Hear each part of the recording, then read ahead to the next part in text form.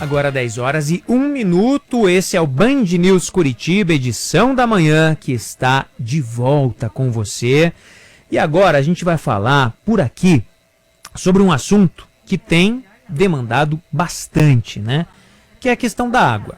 Agora há pouco a gente falou sobre os níveis dos reservatórios em Curitiba e região metropolitana. Esse nível está em 60,8%, é o nível dos reservatórios na média, né? Precisamos chegar a 80% para ter uma certa folga no abastecimento.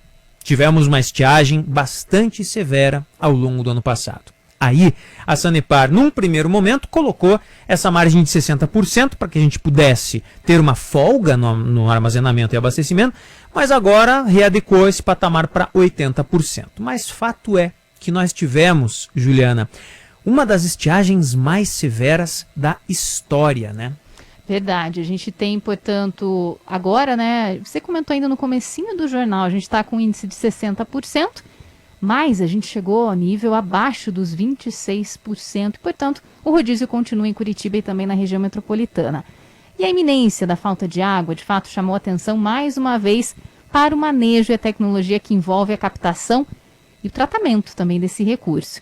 E hoje, o dia em que é comemorado o Dia Mundial da Água, a gente fala justamente com um especialista no assunto, José Cristiano Ribeiro dos Santos, ele que é técnico químico, especializado em saneamento, tratamento de água e esgoto e atua na área desde 1975, trabalhou também por muitos anos na Sanepar.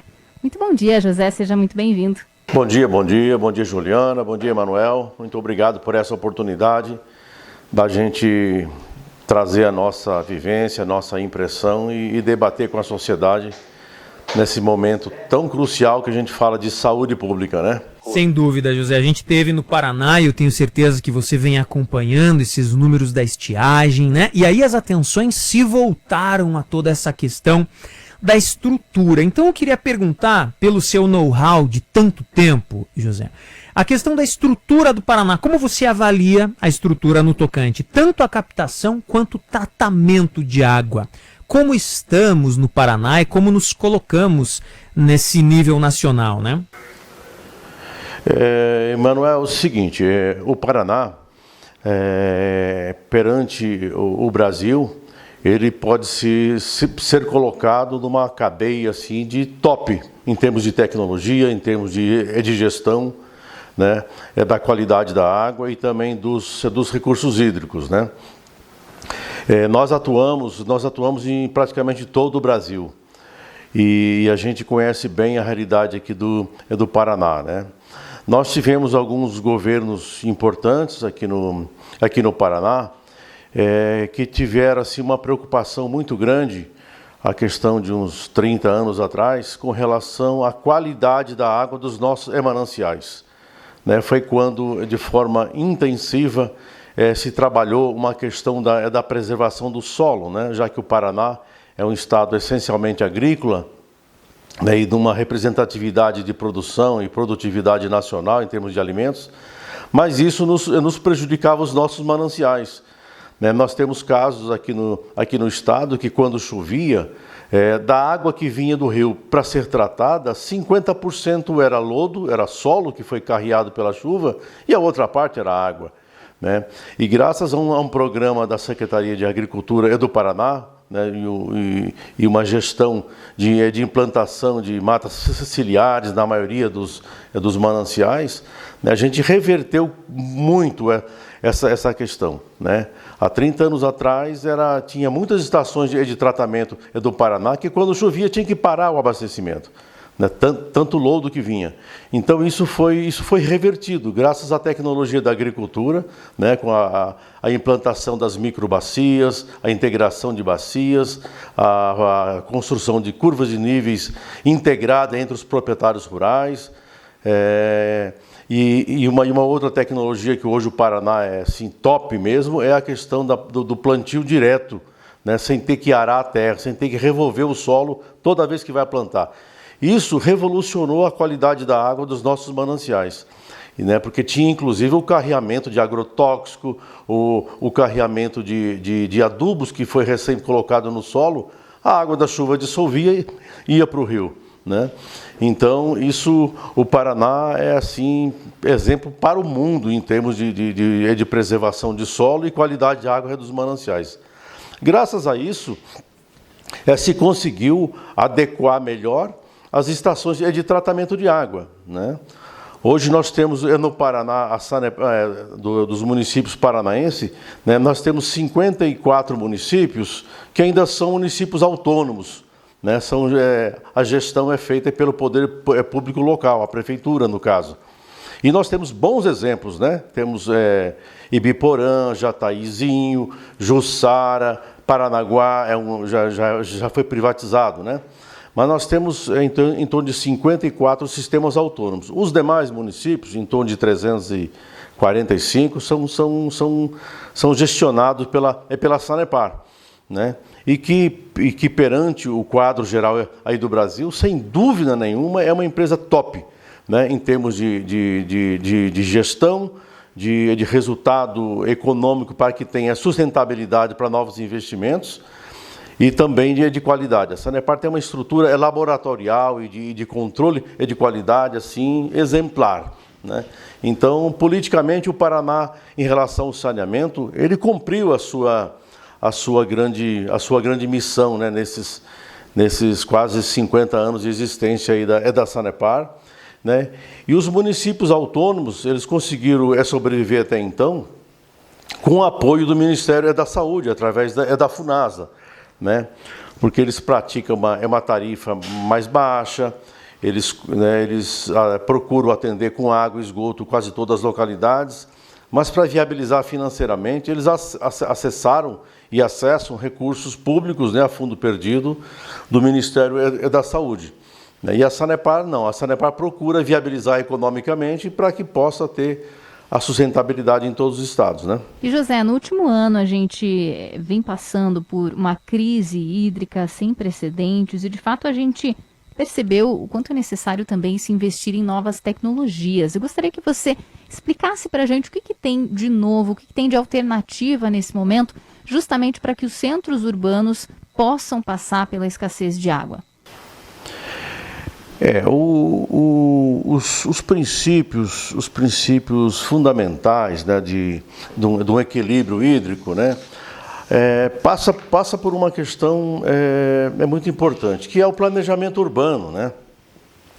Nós temos que refletir, né? 70% da água do Brasil está localizada, as suas nascentes, as suas foz, né, nos oceanos, na região norte. 70% da água está na região norte, né? E só tem 30% da população, né? 70% da população estão na nossa faixa costeira, na nossa faixa litorânea, e só tem 30% de água. Então, nós temos um deslocamento matemático aí, né? Onde nós temos gente e não temos tanta água. Vamos pegar o exemplo concreto, o caso aí de Curitiba, né? Curitiba está localizado no pé de uma serra, né? Nós temos o nosso litoral, temos a nossa Mata Atlântica, e nós temos a Serra do Mar. Do lado de cá da Serra do Mar, já em Piraquara, né? Ou seja, no pé da serra a gente tem uma cidade e uma região metropolitana que passa já de 3 milhões de habitantes. Ou seja, no pé de uma serra, né, nós temos o quê? Nós temos nós podemos até ter muitas nascentes, mas nós não temos acúmulo de água, né, porque as águas estão começando a nascer ali. Depois que forma o Rio Iguaçu e vai pegando outros afluentes em direção a Araucária, São Mateus, União da Vitória, nós vamos tendo a contribuição de outros afluentes, aí sim nós vamos ter volume de água, né? Mas aonde a gente mais precisa, que é onde está a concentração urbana, Curitiba e região metropolitana, né, a gente tem pouca água. Então, ou seja, nós temos que nos preparar matematicamente para esses momentos em que a natureza nos dá essas respostas de uma estiagem longa, né? Curitiba tem algumas barragens importantes, né? Piraquara 1, 2, 3, Iraí, Passaúna, Miringuava, né? Então ela tem houve um planejamento e houve e um certo equilíbrio, né? Mas não se esperava uma estiagem assim. Como os gestores não podem ficar esperando que a natureza diga como é, os gestores têm que andar muito na frente, né? Então, para que Curitiba, região metropolitana, com toda essa expansão que está acontecendo, continue, né? Tem que se fazer a construção de novos reservatórios. Nós temos que nos preservar para 20, 30 anos.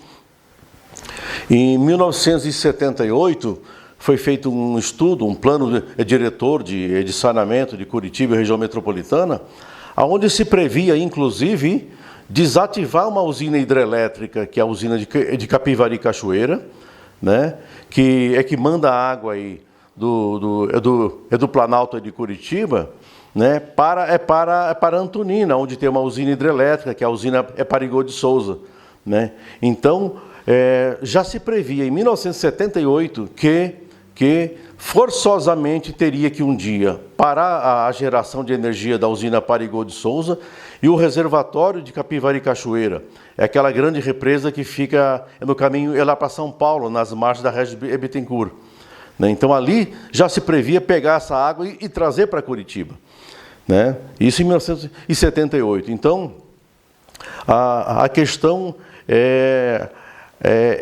termos reservatórios para guardar a água da chuva, né? Porque a água não vem do nada, né?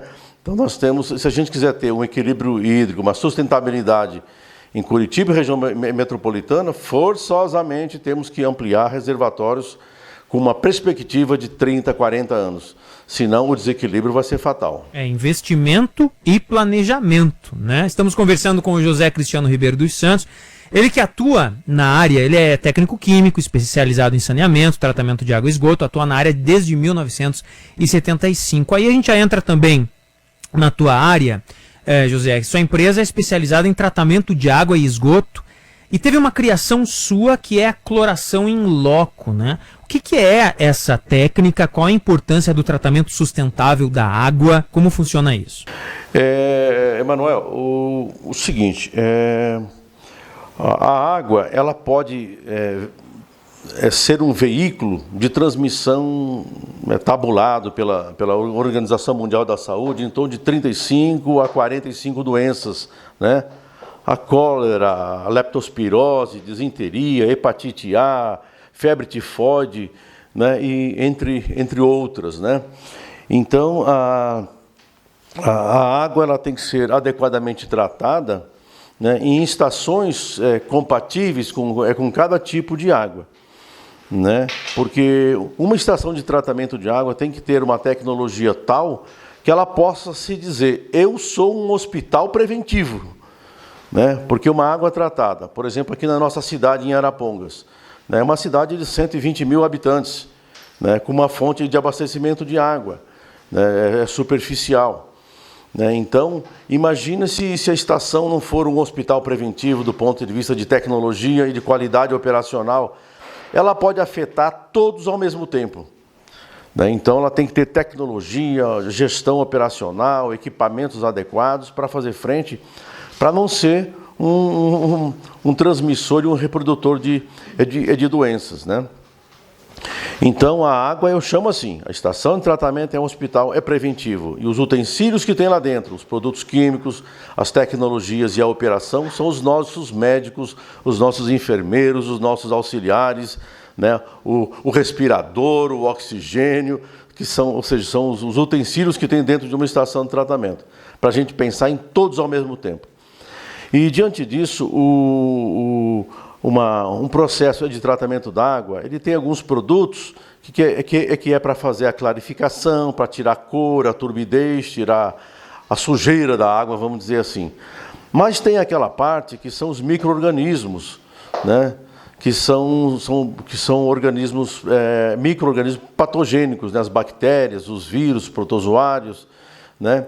Então isso é eliminado durante uma fase do processo de tratamento, que é com a adição de um elemento cloro, né? O cloro é um elemento químico muito poderoso para se fazer a oxidação, né? E fazer a esterilização da água. né? Mas o cloro, né, ele quando surgiu no começo do século passado, ele revolucionou a saúde pública. Né? Quando se começou a usar inicialmente, né, na Inglaterra, o elemento cloro para eliminar bactérias e vírus, né? Isso revolucionou. Né? Nós temos hoje uma condição de ter uma vida social, né? Graças a esse elemento cloro. Porém, o cloro ele é um gás. Né? O cloro é um gás tóxico, se acaso ele seja dosado em grandes quantidades, ou seja, ele é eficaz, mas tem que ser muito bem dosado e controlado. Mas ele é um gás que, se acaso ele vazar, porque ele é um gás que vem pressurizado em cilindros, como se fosse o gás de cozinha, o oxigênio aí dos hospitais. Então ele sai das fábricas, das indústrias, na forma de gás. E uma coisa que para mim como técnico me incomodava muito, né, era os impactos que esse elemento químico, o cloro, esse gás, ele poderia provocar numa sociedade. Desde o momento em que ele sai da fábrica, através do transporte nos caminhões, que vem passando por estradas e muito movimento, risco de acidentes, né? Então, o perigo de transportar um gás altamente tóxico pelos nossos centros urbanos, pelas nossas cidades. Depois tinha outra fase, que é quando esse cloro chegava, na estação de tratamento. A descarga, o manuseio, a conexão desses cilindros de cloro, né, nas estações de tratamento. Cada ponto desse a gente considerava um ponto vulnerável, que poderia ocorrer um vazamento e prejudicar não só o operador, a pessoa que está ali tratando a água, né, mas esse vazamento também poder provocar algum impacto na comunidade em torno, né, porque é um gás perigoso. Né, então isso me incomodava muito. E muitos vazamentos eu presenciei, eu passei e tive que ajudar a resolver. Até que em 1987... né, aquilo me incomodava muito. Eu falei, nós temos que desenvolver uma tecnologia para a gente fabricar esse cloro na própria estação de tratamento, na quantidade que vai ser usada e eliminando os riscos. E daí a Sanepar, inclusive, ela foi coautora desse projeto. Né? A Sanepar, a Fundação Nacional de Saúde, a Gestão Regional de Curitiba. Então, Sanepar, Fundação Nacional de Saúde e a Universidade Católica do Paraná, nós fizemos uma parceria, né, e todas essas entidades envolvidas foram coautores desse projeto. E desenvolvemos uma máquina que pega uma coisa bem simples da nossa vida cotidiana, que é o sal de cozinha. A gente pega o sal de cozinha, coloca na máquina. E a máquina, hoje já bastante evoluída em relação a 87, quando a gente começou, a evolução dessa máquina hoje permite que ela trabalhe sozinha e automatizada, né, e de forma segura, e eliminou todos os riscos que a gente tinha de vazar cloro em comunidades e a gente trazia a segurança na qualidade da água. Então essa tecnologia, né, genuinamente paranaense, brasileira, com parcerias da Sanepar, da Funasa, da Universidade Católica, desenvolvemos essa tecnologia e hoje nós temos no Brasil já mais de 12 mil pontos de tratamento de água no Brasil, do Amazonas ao Rio Grande do Sul, tratando água com essa tecnologia. Então foi realmente uma revolução, pegar o sal de cozinha, passar por um processo eletrolítico, né, e transformar o cloreto de sódio, que é o sal de cozinha, numa solução de cloro altamente eficaz para combater todas as possíveis doenças que tenha na água. Muito interessante, muito interessante legal. A trajetória, né, da pesquisa até a consolidação e a abrangência agora em todo o Brasil. Exato. E José, a gente tem na outra ponta, né, de um lado a gente tem de fato essas tecnologias, desde as mais simples até as mais complexas que auxiliam no tratamento da água, mas no outro lado a gente tem também e precisa contar com a colaboração da população, economizando água, enfim. Eu gostaria que você falasse sobre isso, José. Quais são as orientações para que a população possa contribuir a longo prazo para economizar água? Juliana, é o seguinte, em 1992, né, exatamente no 22 de março de 92, né, a ONU A ONU, através dos seus dirigentes, dos seus técnicos envolvidos, que participam gente de todos os países, inclusive do Brasil, né, eles instituíram o Dia Mundial da Água, né? A expressão correta talvez fosse até Dia Internacional da Água, porque foi uma declaração internações. Então, o 22 de março é um dia para a gente refletir justamente essas coisas, né? A água é aquele elemento em que, quando os países fazem um projeto de expedições intergaláxias ou espaciais, eles querem saber, será que Marte tem água? Será que não sei aonde tem água? Né? Isso não é à toa, né?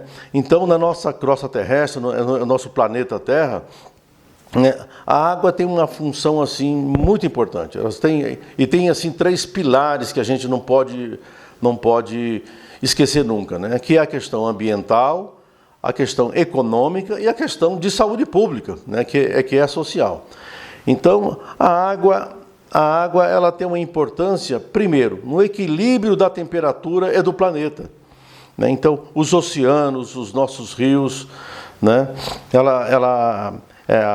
O espelho d'água, ele tem uma importância em captar o calor do sol, absorver e equilibrar a temperatura ambiental. Então, a superfície de água que tem, com a maior importância, claro, os oceanos, né, pela superfície que engloba a Terra, ele tem essa importância no equilíbrio ambiental.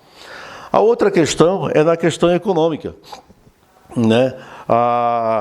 Todas as indústrias utilizam água, né? Para você ter uma ideia, até uns 20 anos atrás, por frango abatido se gastava até 70 litros de água por cada frango, né? Equivale a quase 2 banhos nossos, né? É por frango abatido. O abate de um boi, eu digo isso há 20 anos atrás, o abate de um boi gastava mais de 1.000 litros d'água, né? E assim por diante. Então, aí tem as indústrias que realmente utilizam água, as cervejarias, os refrigerantes, né? E também a irrigação, né? Nós temos uma boa parte da nossa produção agrícola, né, feita com irrigação, né? Porque não tem um ciclo de chuva constante. E depois a social, a de saúde pública, que é realmente o cidadão na sua casa ter a quantidade de água mínima necessária para que ele tenha uma condição de saúde. Aqui no Paraná, a gente projeta as cidades, né, com 150 litros de água por habitante por dia, né? Então a água tem a sua importância nesses 3 pilares estruturais, né? Agora, como é que a gente vai pensar nisso se 70% da água está na região norte, né? Como é que nós vamos pensar na nossa expansão agrícola, agropastoril, com a falta de água nos nossos mananciais, pela falta de matas ciliares, né? E depois vem essa questão da pergunta que você fez, Juliana, a questão da saúde pública. O que cada cidadão no seu pequeno universo pode fazer, né?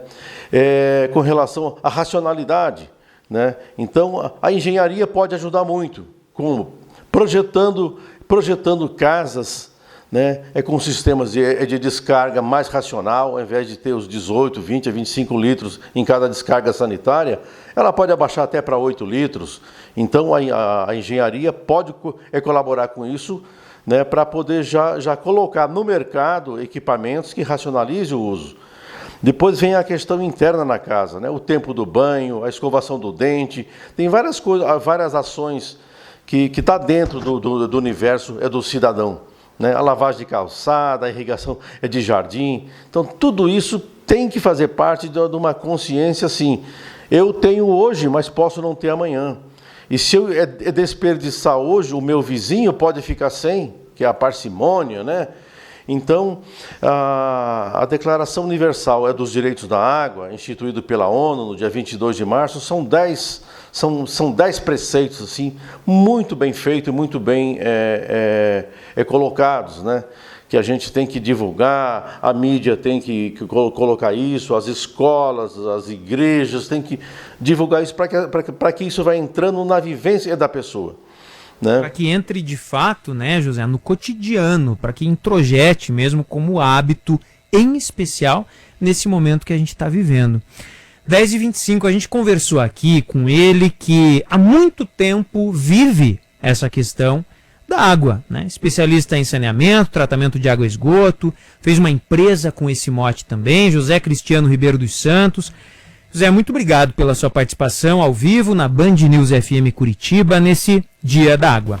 Muito obrigado e lamentamos, né, que Curitiba e região metropolitana está passando por essa situação de racionamentos, que isso realmente ninguém deseja, mas é na crise que a gente cria consciência, né? É na crise que a gente começa a pensar, olha, eu não devo poluir aquele manancial porque alguém vai precisar dele, eu não vou jogar dejetos, garrafa PETs e esgoto e lixo, entulhos velhos de casa dentro do rio porque uma outra cidade pode precisar. Então, a questão da consciência e da postura de cidadania, né? Ou a gente realmente é um cidadão consciente, ou daqui a pouco a gente vai ter que ter um presidente da República para cada cidadão. Aí não dá, né? Um fiscal ou um policial para cada cidadão, não dá. Nós temos que ser o nosso próprio fiscal, né? Eu não vou fazer para não prejudicar o próximo, né? Só para você ter uma ideia, Emanuel, nós temos uma cidade importante aí na bacia do Rio Iguaçu, que é a União da Vitória. União da Vitória pega a água do Rio Iguaçu para poder abastecer, né? Então, como é que quem na cabeceira do rio, né, Curitiba, região metropolitana e mais o Parque Industrial de Araucária e de Curitiba, pode jogar algum dejeto no Rio Iguaçu, sendo que nós temos outros irmãos lá embaixo que vão precisar dessa água, né? Então, para mim, esse é um grande exemplo, sabe? Temos que falar assim, os irmãos lá de União da Vitória, o cidadão de União da Vitória não pode receber uma água difícil de ser tratada ou impossível de ser tratada. Vamos cuidar o melhor possível aqui em cima, né, para que a gente não prejudique o próximo. É necessário mesmo que esse trabalho seja em conjunto, né? Muito obrigada, José, pela entrevista. E, Emanuel Perinho, acho que uma coisa que esse rodízio, essa escassez de água trouxe para a gente é, de fato, essa consciência de como a água é preciosa e de como a gente precisa economizar sempre. É um bem preciosíssimo e não eterno, né? Infelizmente, não, exato. Não é eterno. Finito, né? Finito. Muito obrigado, José. A gente conversou aqui com o José Cristiano Ribeiro dos Santos. Muito obrigado pela participação.